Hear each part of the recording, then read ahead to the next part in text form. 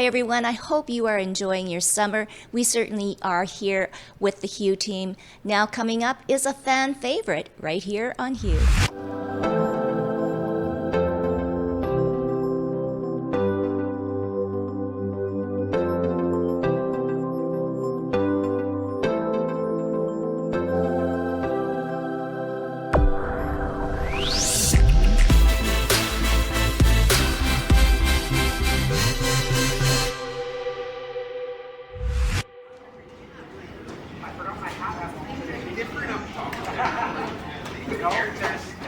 So this building is called the Pimicikamak Wellness Centre, and that's in reference to Pimicikamak Cree Nation, which more people know as Cross Lake, but they call it Pimicikamak now. So we are 1JustCity at the Pimicikamak Wellness Centre.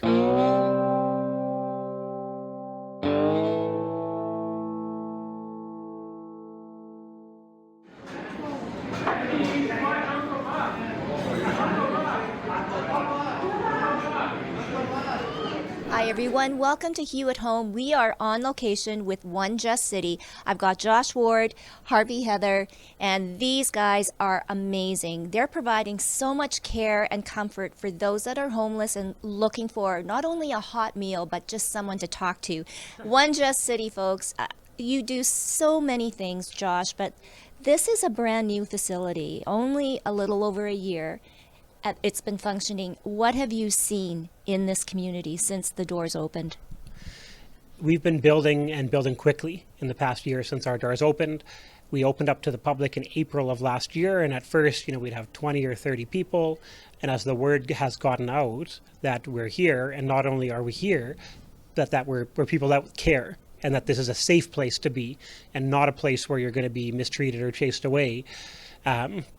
The numbers have grown. People learn this is a good place. And so we're now seeing consistently 150 plus per day coming through for meals, and more than that coming through for programs as well.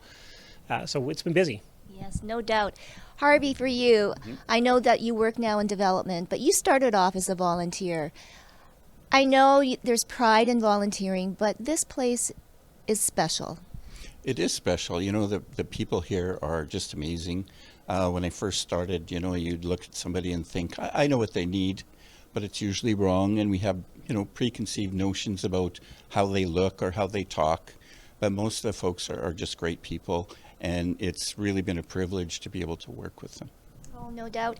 Okay, so Josh, not only a hot meal, but you provide laundry services, there's shower services, of course, where people can feel safe and warm. But there are other programs that you offer. Absolutely.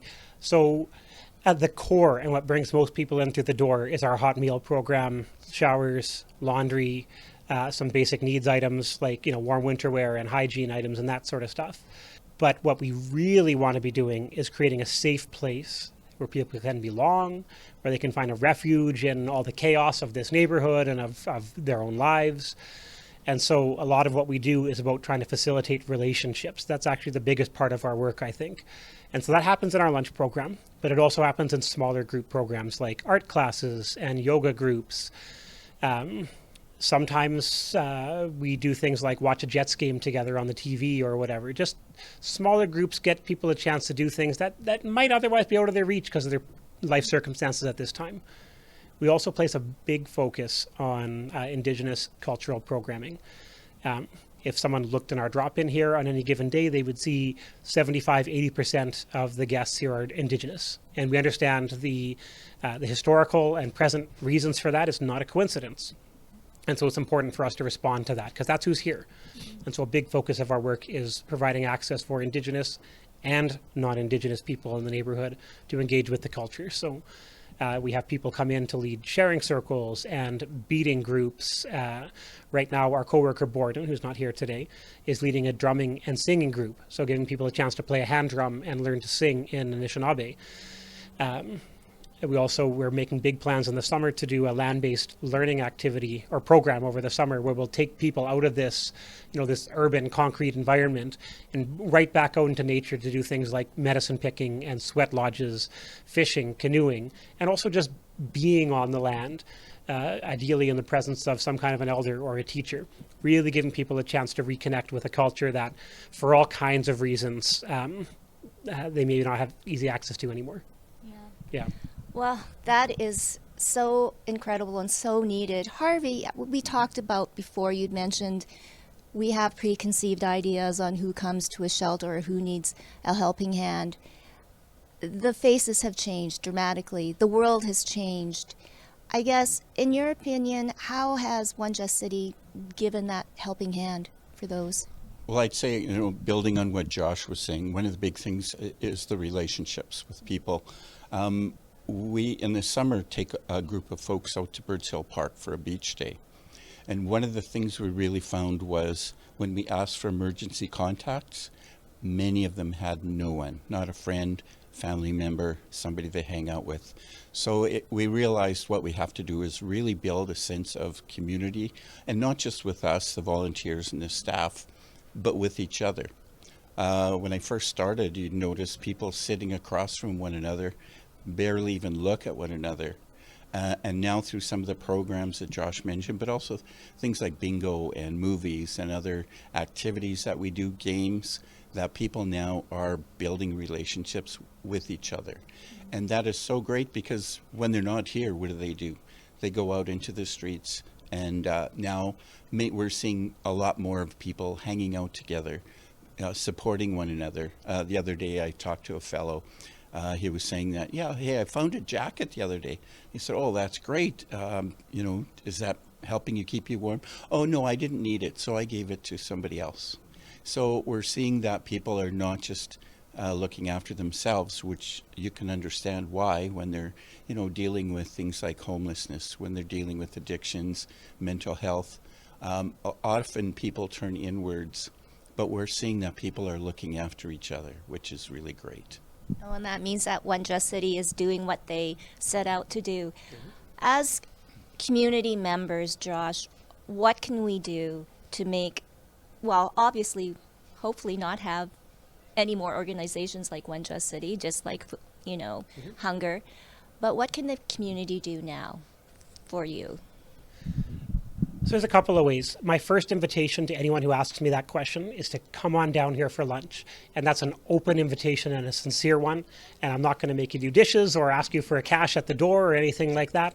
But come sit in our drop-in and have a plate of food and sit with some of our guests and get to know them. And I say that first because I really believe that our relationship building, community building work is the most important thing that we do. And so come be a part of it and have a chance to interact in a positive way with people that maybe you otherwise don't have a chance to do that with. Come and sit and have a cup of coffee and hear someone's story and make them feel good too, that, oh, I've got someone to talk to. This is nice. I like this. And then see where it goes from there. That's my first invitation always, though. Aside from that, if people are looking for something more concrete, I understand, always looking for volunteers. We are a charitable organization. We do not receive core funding from any level of government, so donations are always helpful. We rely on them to keep our 3 sites running for sure. Yeah. And for you, Harvey, the best part of your job? Is the interaction with, both certainly our staff is great, but also the volunteers and the guests. We can't do without our great volunteers at all 3 sites. It always amazes me when I see, something maybe isn't going the way it should, and you think, oh, I missed this, and our volunteers just jump right in and help it, because all of us are focused on serving our guests. And that's the best part, is the people, for sure. Well, be our guest. That is a slogan for 1JustCity. I want to thank you, Josh and Harvey, for taking the time. And I know that on behalf of myself and my camera crew, the Hue crew, it is an eye-opener. And it is wonderful to see that something like this, 1JustCity, is in our city and doing such great work. 621 Balmoral Street is the address. 1JustCity.ca is the website. And I might want to add, there is a big fundraiser coming up in June 21st. That's right. The garden tour. Garden tour. The Urban Retreats Garden Tour is our biggest fundraiser of the year, every summer in June. This year it's going to be in St. James area. We have a number of different gardens picked out on the tour. You're going to see some beautiful gardens. We'll have a central location with tea and bannock and a craft sale. It's really a lovely day. I'm looking forward to it. And all of the funds raised there go to support the work of 1JustCity. Perfect. go to the website 1JustCity.ca. That is a wrap for Hue at Home, and we'll see you next time right here on Hue.